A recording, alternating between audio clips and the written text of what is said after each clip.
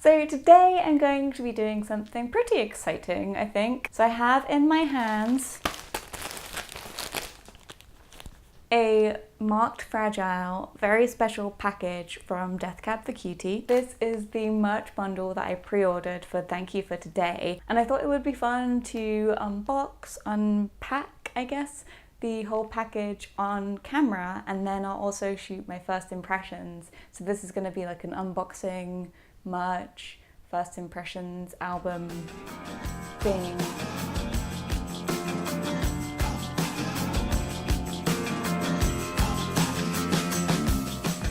If you saw my video last week, my August most anticipated albums, then you'll know that I am so excited for this album, and I've actually put off listening to the full album until I could hear it entirely on vinyl. So I was very excited when it arrived. I think it was released early on a blog and I managed to resist that, but now, here we are. So I have a very ASMR package. And I have a trusty pair of pink scissors, so I thought I would go ahead and open it up. Da-da-da. So I can't actually remember how many things there are in this. I know there are quite a few little bits which are related to the album. Like specifically, I think there's a t-shirt, a sweatshirt, a slip mat, and the album, of course. Right, so that's great big sack of stuff, and I guess I'll just start. Let's go for the album first, because that is clearly what everything's going to be based around, so it'd be cool to see how like the rest of the merch reflects that. So this is the album. It comes in a lovely maximum vinyl protection from Defender. Pretty nice packaging, actually. I really like how, I mean, you kind of hope for it anyway, but I really like how a lot of record companies are getting really into the protection of the vinyl now as well, like, I don't know, proper storage, etc. This seems like a nice sturdy package as well, which I might try and keep nicely in case I want to reuse it. Ooh, okay. So, as I open it up, the first thing that I can see is the slip mat. So you may have noticed in the background of some of my other videos, I have a Deathcab for Cutie slip mat on my record player up here, and I got that from the live show I saw them at a couple of years ago. And I do actually have a second record player, so I'm pretty excited to put this one on that. The next thing in here is this, like, what's it called? It's not holographic, but it kind of reflects light different ways. And again, that's the artwork. It kind of makes it move. So it looks like clouds and waves. I'm really liking that. You can look forward to seeing that in the background of some videos, I think. And then the last thing in this box is the vinyl. I don't know why, it's so beautiful. It's metallic. It's got like a little cutout here. It's got the little sticker. I always put my stickers up on my record storage Calexes. I don't know what you do with yours, but I just think they look really cool because eventually your whole record storage is covered with the stickers that came on your records. I might open it up right now just to have a quick look at the artwork, but from the outside I can see that we've got, again, these clouds. There's also this bit here of like moons. I think it's like moon phases, which is really interesting. So I'm just gonna peel off the sticker and stick that back on my record collection storage, just because I find it a lot easier to peel it off. I mean, it's really difficult to peel these off usually anyway, but it's so much easier. Ooh, okay, I ripped it. Sorry. I'm gonna have to do a little bit of a job fixing that. But it's so much easier to peel them off when they're on the record rather than when you take off the plastic and then trying to like rescue it from that, she says, while massacring the sticker. Ah, come on. See, I love these stickers though. I don't mind if it looks a little bit ripped though, because as you probably guess, I've ripped many of these stickers. But I think that adds to the vibe. That's my aesthetic, ripped stickers. So what I'll do is kind of stick it all together when I stick it on. Done! Okay, so now I'm going to actually take off this and have a look at the record itself. I'm so tempted to buy those like what are they called, like archival gloves. But then I just think there's like a balance to be had, right, between preserving your records and actually enjoying them. And some people have the patience to like keep it in plastic sleeves and put on archive gloves, maybe. But I don't know. I don't know if I can do that. Okay, so it's like a cutout sleeve with this, again, so it's this theme of the clouds, which I'm pretty excited. I read a Twitter thread where Death Cab were saying about the album, about it being about being present and now and in the moment. And I feel like these images of clouds and waves really fit that. So there is a download code in here. This is the main sleeve, so it's thank you for today over clouds. You can probably just see my lights through that. And then thank you for today. Maybe if I do that, you can see me. Waves on one side and clouds on the other. On the inside, it is being pressed on black vinyl. So that's the vinyl record, and I'm going to be listening to that later, and I will give you my first impressions tomorrow when I've fully gone through that first impressions rumination, percolation, whatever it's called. So I'm going to dive back into the big grey bag and let's see what the next thing is. The next thing is the t-shirt. So I had to get the smallest I could. I think it still might be like a men's size, but that's fine. And again, it's got those kind of like lunar cycles. I think it's like a lunar cycle. That's what I think of it. But I think it looks really cool and it looks really comfy as well. And okay, that's like a tiny touch, but look, it's just got that little Death Cab for Cutie tag on it. And then the next thing in here is these two little badges, pins. They're both in that same kind of font. They're both on metal pins. One says Death Cab for Cutie and one says thank you for today. And again, they've got these clouds fading into, I guess, like bluer clouds. But it's that same mix of blues and that color scheme that we've seen throughout the album. And then last but not least, and to be honest, this is one of the reasons I was so excited to get this whole bundle, and I was like, what the heck, I'll get all of it, is because of this last item. And this is the jumper.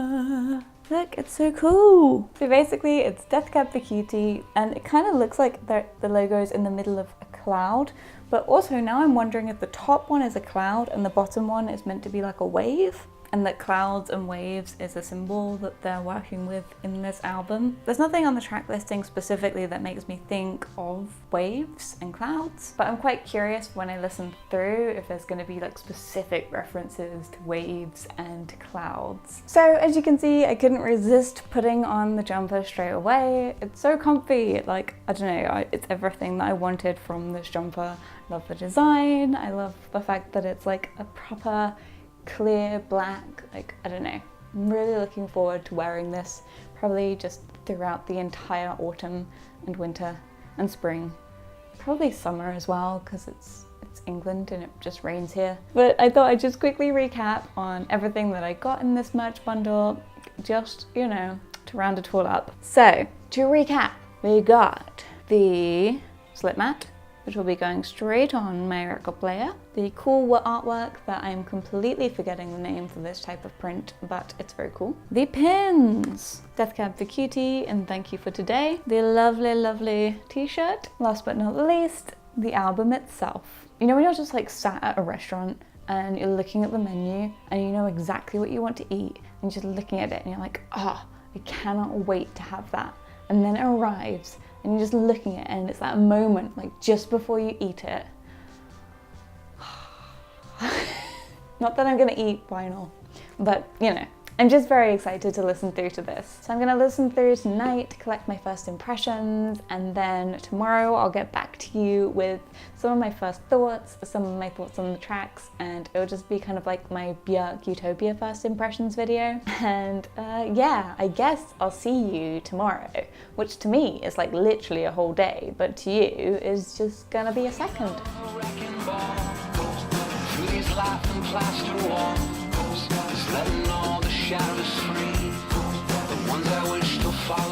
Oh hey, I'm back.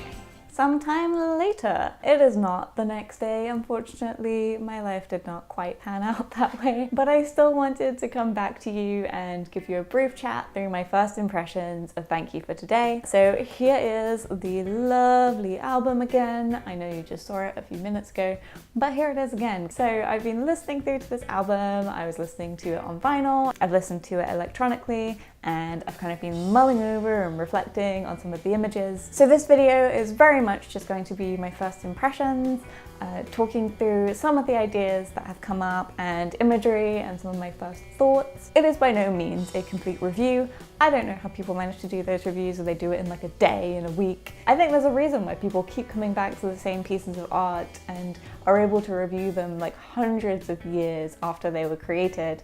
So that's my excuse. So, what do I think of Thank You for Today? So the opening track is I Dreamt We Spoke Again, and this opens with a really interesting, distorted instrumental. It almost sounds like tuning up. That was the only sort of audio reference that I had for that kind of sound. But please do let me know in the comments if you think it sounds like something else. Just those first few bars of I Dreamt We Spoke Again, they're kind of slow and drawn out and kind of wavering. I can't really think other than it sounds like a guitar tuning up. The melody of that first track has this melancholic sense of inevitability, and I think that really sets the scene for the rest of the album. There's also a sense of mystery about the relationship that the song is describing. It's not quite clear who it's addressed to or what kind of relationship exactly it's describing. And the slow pace of that opening track really sets the scene for the rest of the album, that it's going to be something more reflective, more thoughtful, and really invite us to consider the topics and images. So as any good Death Cab fan, I went straight to Twitter to check what exactly the band had said about the album and what it means. Pretty cool, because they actually tweeted out shortly after the album came out their intentions for the album and what they wanted people to get from it. So they said, in making a record that reflects upon and asks questions of the past, we've really made a record that turns its gaze to the present moment. Today, right now. After all, every decision you've ever made in your life has led to this. Reading this sentence on a screen, wherever you are. Sitting at the breakfast table with your morning cup of coffee, on your phone, waiting in line for the subway, on your work computer, in bed, lights out, your face dimly lit by the faint glow of an electronic device. What have you learned?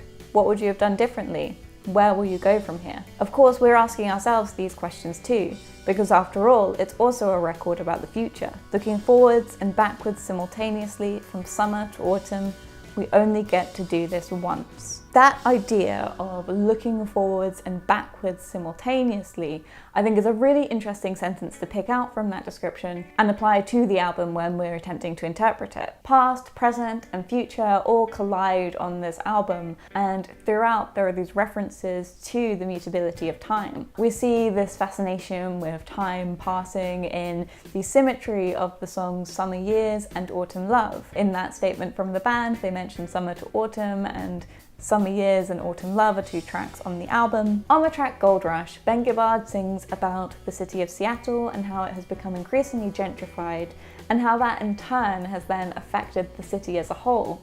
I think the ideas of gentrification and nostalgia are really interesting as they tie into the concept of looking forwards and backwards simultaneously, because part of that nostalgia is about looking backwards at how things used to be and also looking forwards with a sense of anxiety about how things will become. The final track of the album, 60 and Punk, is addressed to an unknown artist, and it's about aging and music and how somebody can change through their life. It is apparently written about a specific individual whom Ben Gibbard met when he was in his 20s, but he hasn't identified them, so it's not clear who specifically it's about. A 60-year-old punk, I guess? I'm not sure. If you have any guesses, let me know. And with that fascination with the concept of time, I think that Thank You for Today pairs really nicely with one of Death Cab's previous albums, Plans, which peered fearfully into the future on tracks like What Sarah Said and Brothers on a Hotel Bed. It does make me wonder as well whether we're going to get a triptych of albums. So if you think Plans focuses on the future,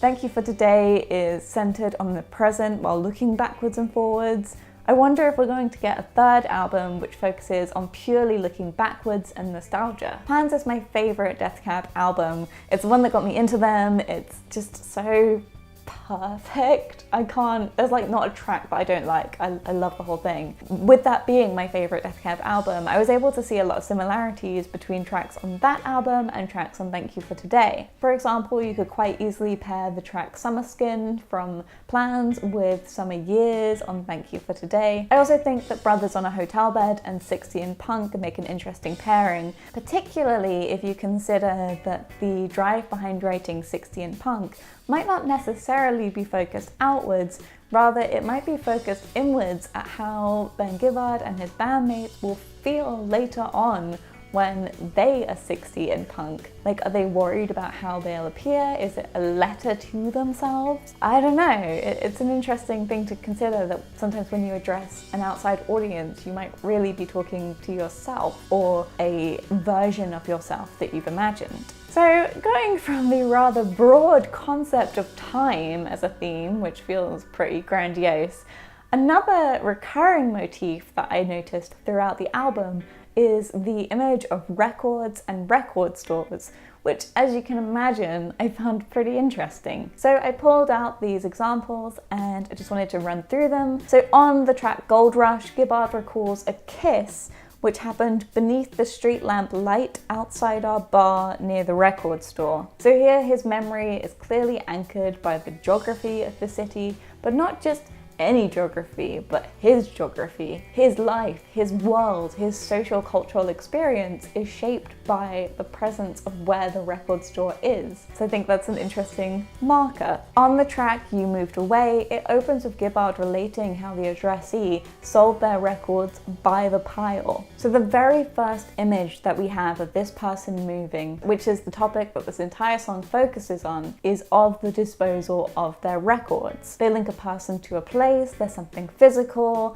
they're not necessarily easy to like get rid of. I also find it really interesting how there's no individual value to the records. They are specifically sold by the pile. It's not like you sold your Jesus and Mary chain collection to this person. Like, it's your records by the pile, like by the ton. I don't know, there's something so interesting and impersonal, and I'm not really sure because I haven't done the research, but I wonder how Ben Gibbard and Death Cab for Cutie feel about records, and if perhaps saying that someone sold their records by the pile is almost an insult, like they didn't really care about them. I don't know, I would have to like look more into that, but I think it could add a lot more information to unpack. And on the track 60 in Punk, the unnamed artist used to work in a record store, daydreaming about the upcoming tour, and Gibbard then poses the question, were you happier when you were poor? So the idea that when he was working at a record store, it was a time of innocence and hope and promise, still related to music, but not necessarily in performing it. And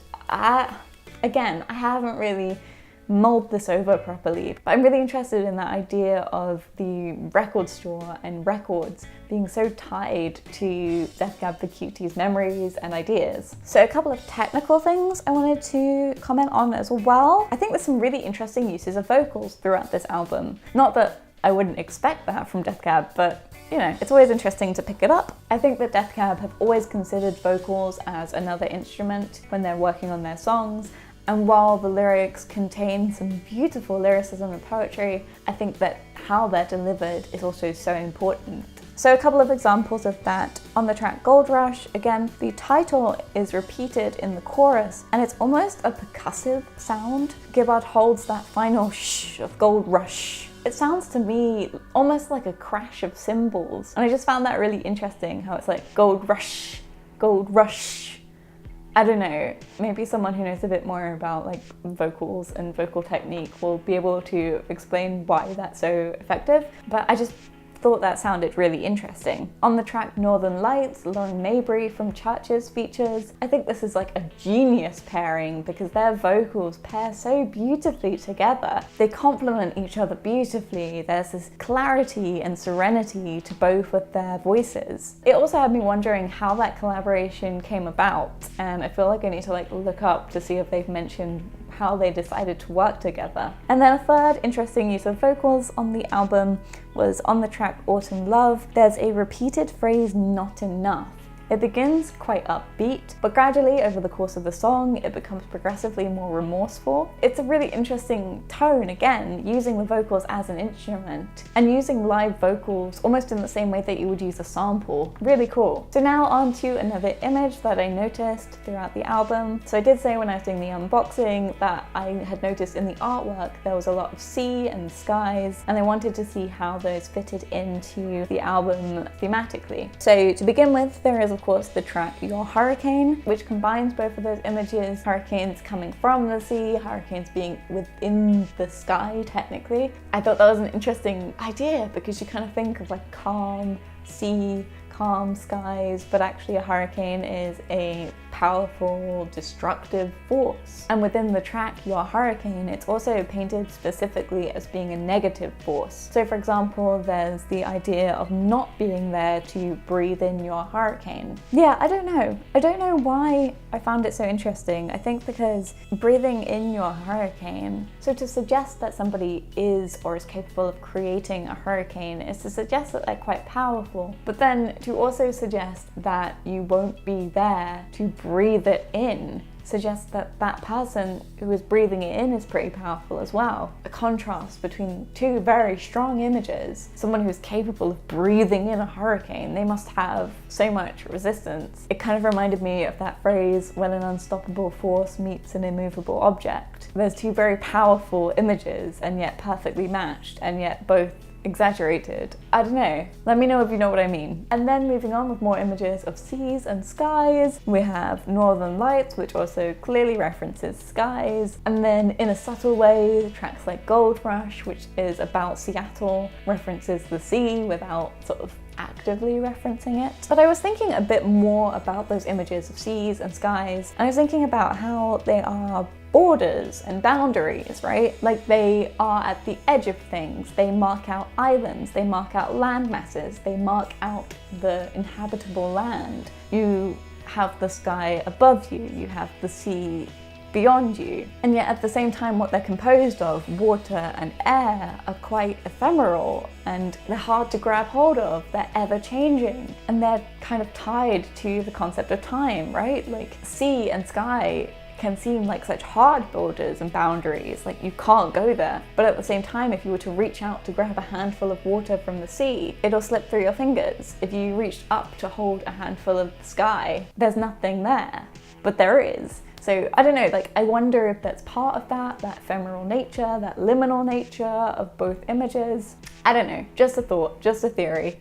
Maybe I'll develop it more. And then a last topic that I wanted to talk about is another more technical topic, and that is the use of repetition, specifically lyric repetition. And this is something that I think Death Cab do in other tracks, but not so much as I noticed on this album. For example, on Gold Rush, the title of the song is repeated almost as percussion as opposed to giving extra meaning. On that track, there are also two other phrases that are repeated: please don't change, and it didn't used to be this way. Now, both of these phrases are tied to the idea of holding on to the past and nostalgia, constantly trying to go back, and maybe by repetition trying to repeat the past and therefore hold on to the past. The way in which those phrases are repeated, they're almost like a mantra or a spell, or, you know, is it a form of rumination? It's difficult to tell, and I think it also depends upon your mindset and approach to these things. On other tracks as well, like I Dreamt We Spoke Again, which has more of a dream-like feel, and Northern Lights, I really noticed this happening again and again, more of this repetition of specific phrases over and over than I had noticed in previous Death Cab albums. Again, I think this ties into the idea of looking forwards and backwards simultaneously,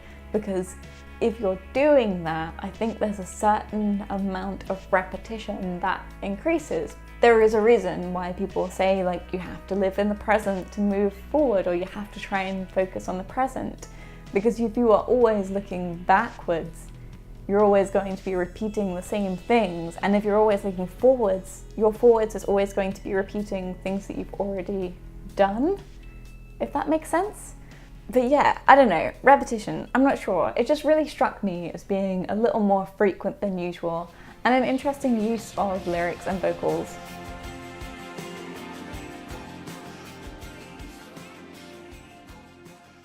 So those were my very first thoughts and impressions of Thank You for Today. I really hope that you enjoyed watching this video, and I hope that maybe it sparked some ideas for you. If anything that I've said has sparked a thought or an idea, I would absolutely love to know what you think about Thank You for Today. If you want to elaborate on anything that I've touched on, or if you have any questions, please do leave a comment down below. I always love your comments. I feel like everyone puts a lot of thought and time into creating these really nuanced views and perspectives that I hadn't necessarily considered. Please do let me know in a comment, even if it's something sort of just like a little nugget of something that I've said or something that I haven't mentioned at all and you're like, why didn't you mention that? Like this video if you enjoyed it, and if you are not already subscribed to my channel, then please do go ahead, click subscribe and turn on notifications. It'll mean that you get an alert whenever I post a new video, and it'll mean that you never have to worry about missing out on my lovely face. So yes, please do go ahead and click subscribe. Otherwise, thank you so much for watching, and I'll see you in my next video. Bye!